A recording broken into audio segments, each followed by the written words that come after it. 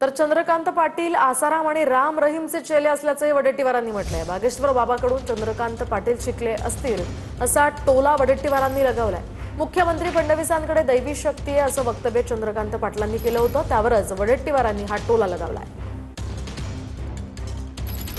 आहे की ह्या माणसाला काहीतरी दैवी शक्ती मिळालेली आहे। तर एका माणसामध्ये इतके गुण कधीच नसतात। म्हणजे तो संघटकी असतो, तो राज्यकर्ताही असतो, तो उभीतही असतो, तो वाचतोही प्रचंड, तो लिहितोही प्रचंड, तो कुटुंबवत्सल आहे। आपल्या एक एक कुटुंब सदस्याच्या आयुष्यामध्ये घडणाऱ्या घटना लक्षात ठेवून तो अभिनंदन सांत्वन करत असतो।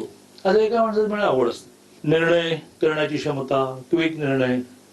मी एक मुख्यमंत्री असे पाहिले, मी नाव न घेता जरी वर्णन केलं तरी तुम्हाला कळेल।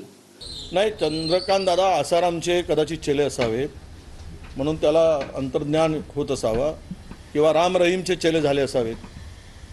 पृथ्वीवर कलियुगामध्ये कोणामध्ये दैवी शक्ती आहे ते, किंवा त्यांनी बाबा रामदेवकडून किंवा ते बागेश्वरकडून वगैरे काही कला शिकली असावी म्हणून त्यांना या प्रकारचा अंतर्ज्ञान झाला असेल, म्हणून अशा प्रकारची गोष्ट त्यांनी केली।